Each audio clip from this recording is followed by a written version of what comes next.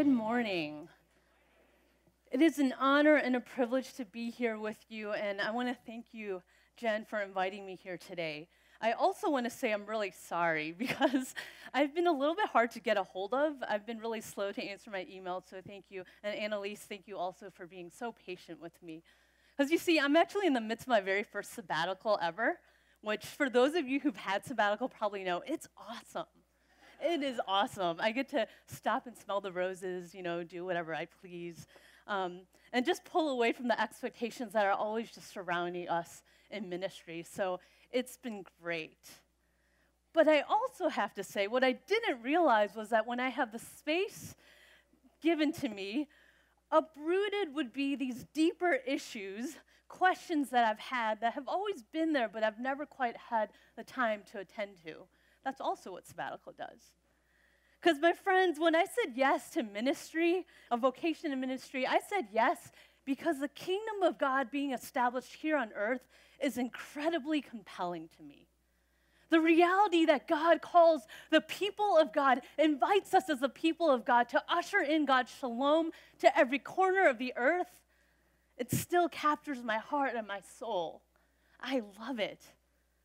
But in these past months, what I've realized is that the picture I started out with in ministry is not quite what the journey is. You see, what people didn't tell me about this journey is just how lonely and tiring it is.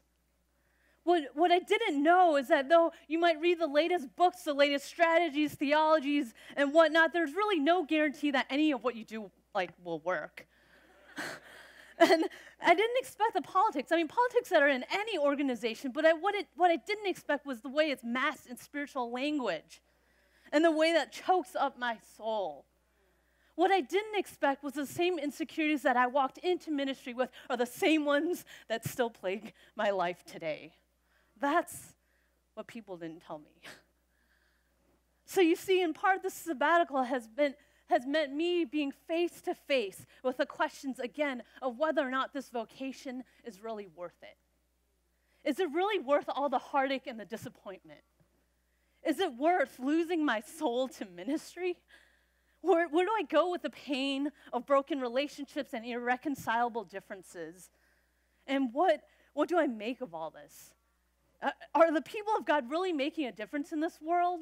Or am I, as a follower of Jesus, doing more harm than good? Does anything I do on a daily basis actually make a difference? And so I consider these questions, and then as I go along and I see the context of our country, it gets even more complicated for me. Right? These are my internal questions, but how about the fact that if we can't even talk about issues of race in the church, how in the world do I expect the people of God to make a difference in this country, much less the world? How do I expect that the people of God can speak into issues of mass incarceration and of immigration? And as an Asian American woman, I find myself at a loss, conflicted, because I don't know how to engage these issues when I still feel and often am seen as a perpetual foreigner in this land, in this country that I was born in. So it's in the midst of these questions, my friends, that I find myself in the context of Ezekiel. I resonate with the cries of his people, who wondered, how were we supposed to sing Yahweh's song in a foreign land? I think of the ways in which my mother, who's been a U.S. citizen longer than the place she grew up in, is still made fun of for her English accent.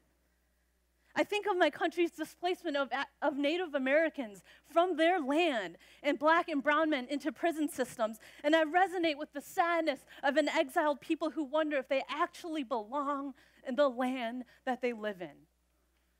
So I look to Ezekiel, wondering how in the world I'm supposed to respond when the place that we find ourselves just doesn't feel like home. So Ezekiel opens with the setting of an exiled people, a people who've been disoriented from any sense of identity, home, or belonging, or safety, or security. It's about 700 miles to take the walk from Jerusalem to Babylon, which is like walking from here to Salt Lake City, Utah, right? So I suppose that's kind of appropriate, right? If you've your people have been captivated and captured and just conquered, right? You'd have days and weeks on end to figure out how you're supposed to remember the sights, the sounds, the smells, the tastes of what once was but never will be home again. It's 700 miles to mourn the separation from your family members, the ones you know you love and also the ones you're not quite sure if you love. Right? It's 700 miles to remind you that the life you used to live will never be the same again. And with every single step, you're forging a new identity. And it's 700 miles to consider how you're supposed to survive in a land that you've never even seen before. You see, Ezekiel is called as a prophet of God in this very context. But when I look at his call, it doesn't seem to provide me any much more hope, right? Essentially, Ezekiel is told by God that his ministry and prophecy will be ineffective before he even starts his prophecy and ministry. Who does that? The very first words that are said to Ezekiel are, you're being sent to a rebellious people. You're being sent to a people who've never, ever listened to me and probably won't. And it's repeated about 15 times in these short 2 chapters. And I wonder, is this a calling or is this an explanation about how messed up the world is? Right? God doesn't even stop there, right? He starts to reassure Ezekiel, and that's one major clue that something's pretty messed up, right? If God is reassuring him when he hasn't started, he's still sitting by the river listening to this call. He's still waiting and meeting God, and God's like, don't fear. And this isn't a do not fear because the presence of God is overwhelming right now and I'm like shocked to no belief. This is a don't fear the people that you're going to be with. Don't fear the words that they're going to say to you. Don't be afraid of the briars and thorns and the prickly plants that are going to be your home. By the way, don't fear the scorpions, those poisonous insects that are going to be your neighbors. Right? Don't be afraid of those looks that they're going to give you that tell you and remind you that you're crazy. Right? Just speak my words to them. It's fine. Right? Essentially, Yahweh says to Ezekiel, go and do what I'm telling you to do, but none of it's going to be effective. People aren't going to listen to you. People are going to look at you like you're crazy. But it doesn't matter if they listen to you or not. Just listen to me, and do what I tell you to do.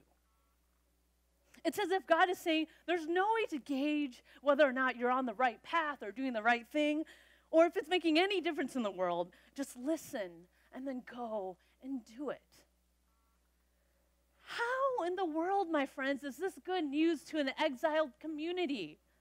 How is it good news to have a prophet who we see later does all bunch of crazy things only to be ineffective? Really, what we're talking about is a God who says, go and act insane, right? He cooks over human feces. He, burns his hair. He lies on his side. He digs through a wall with his hand and packs and keeps going back and forth to be his mouthpiece. All this, and there's absolutely no guarantee that anything's going to change. You see, I find this troubling. I don't know if you do. I find it troubling. In the midst of a society that tells me that I must influence from the center. It's the biggest, it's the brightest, it's the flashiest, it's the most powerful, it's the most strategic, and the most effective that stands out and makes your leadership, make a difference in the world. That's influence. That's what it means to change the world. But tucked away in the midst of God's call to Ezekiel is this phrase that explains the reasoning behind all this madness. Because in the midst of telling Ezekiel just how ineffective he's going to be, God reminds Ezekiel that whether or not he's heard, they, the people of God, shall know that there has been a prophet among them. Ezekiel's call is not to effectiveness, but to presence. His call is to be and to establish the very presence of Yahweh amidst a people who are disoriented, defeated, and rebellious. Not only Ezekiel called to merely represent God's presence among his people, but the very first command that Ezekiel gives, or that God gives to Ezekiel, and that Ezekiel acts upon, is to eat a scroll that's filled with words of lamentation, of mourning, and of woe. This is not a like, hey, here's a Dead Sea Scroll. Why don't you eat it and chew it up? Like, or hey, I'm feasting on God's word, the Bible. This is awesome kind of moment. This is a moment where he's being asked to chew up a scroll of paper, and he just so happens to look down, and it's filled with words in the front and on the back. And as he glances at the words, he sees that it's words of lamentation, of mourning, and of woe. This is a moment where God says, eat sadness, eat anger, eat bitterness, eat despair. God doesn't just say, take a bite, chew it, taste it, lick it. He says, eat this and be filled with it. God doesn't, it's a moment that's like, this is a you are what you eat kind of moment where Ezekiel is called to embody lament, mourning, and woe from Yahweh, the living God. And there's an unexpected moment of grace as Ezekiel finds that the scroll in his mouth, on his lips, and his tongue doesn't taste salty or bitter, but rather sweet as a rare and precious commodity that is honey. But though it's as sweet as honey, I'm not quite sure it takes away the weightiness of God's call for Ezekiel to not merely settle in the new land of Babylon and make do, but to embody lament, mourning, and woe. Surely the sweetness of honey can't take away the sting of being told to embrace pain and to embrace difficulty. Surely for Ezekiel, whose people are still finding out a way to settle down these first years of deportation, it's unsettling to be told that he would not even fit in with his own people. But instead, he's called to stand in the gap between God and his very own people. Though Ezekiel is part of this very house that he's sent to, he's also called to resist rebellion and listen and obey. Because for Ezekiel, effectiveness was not the goal. Being understood was not the prize. Being justified and vindicated was not redemption. For Ezekiel, the best way forward was not strategic, and it wasn't the most effective way. It was first to recognize and embody the very heart of God.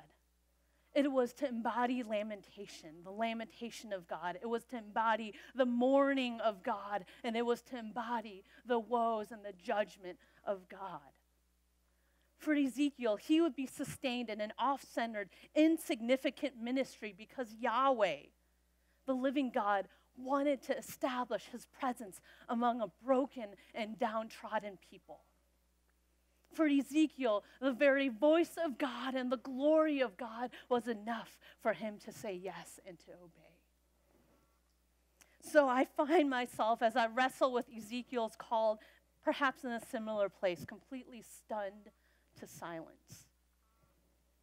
I'm stunned because I'm pretty sure when I signed up for a vocation in ministry, I didn't sign up to be ineffective. I didn't sign up to be seen as a crazy person.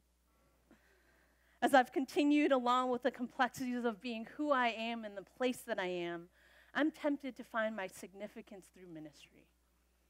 I find myself considering what the most strategic way to spend my time is, and I try to live up to the expectations of someone who has an MDiv.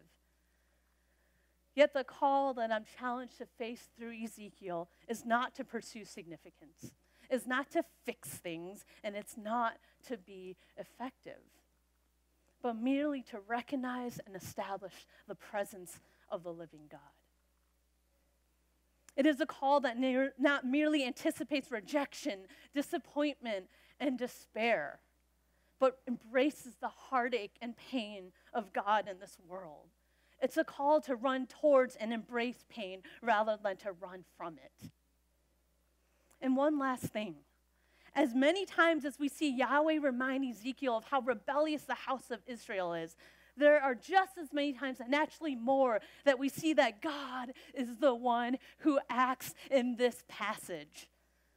You see, while Ezekiel is called to insignificance and seemingly this inactive ministry, it is God who is the one at work. It is God who meets Ezekiel by the river Kebar. It is God who gives Ezekiel the vision of splendor that makes him fall face down with nothing to do. And it's God who calls him to stand up on his feet and to listen to his very words. And it's not Ezekiel who stands up. It's the Spirit of God who lifts him up and sets him on his feet and makes him pay attention to God's voice. It is God who gives the words. It is God who establishes his presence among the people. And it is God who pursues the exiles, whether or not they listen. And it is God who deems what is significant and what is insignificant. You see, what I forget and what I've forgotten in the midst of ministry is that for a people who are forced from their land, they are not entitled to be heard, and they're not entitled to be feeling significant. So it's incredibly good news that Yahweh, who despite the rebellion, decides to establish his very presence in their midst. And it's incredibly good news that Yahweh chooses someone from among them who looks like them, who smells like them, who sounds like them, to embody the very heart of God and presence in their midst. The point is not whether or not his ministry is effective. The point is that God is there. God sees, God understands, God hears, and God acts. So the question for us as the people of God here in our land is, what will we choose? Will we choose a ministry in pursuit of our own significance and an effective ministry, or will we choose a ministry that God outlines for us that might seem inactive and ridiculous, establishing the very presence of God in the midst of a broken land? I know I'm tempted not only to pursue significance and meaning and vocation, but also to run away from pain. After all, I've been born in a country that says my unalienable right is to pursue happiness. So I have a difficult time embracing, much less embodying, grief. I want to provide an answer. I want to provide a solution. I want to relieve pain. But in these delusions of mine, I forget that the call is not to be effective, but to receive in my heart, to hear with my ears, and to be the tangible expression of Yahweh's presence. So what would it look like for our churches, our ministries, to stop pursuing outward significance, but rather to embody God's presence in this world? What would it be like for us to not merely fix the pain, but to stop and stay in the places and spaces that anguish the heart of God? Perhaps as we lay aside our quests for significance and meaning, and as we courageously partake of Yahweh's grief, we'll find ourselves in the presence of the living God. May it be so.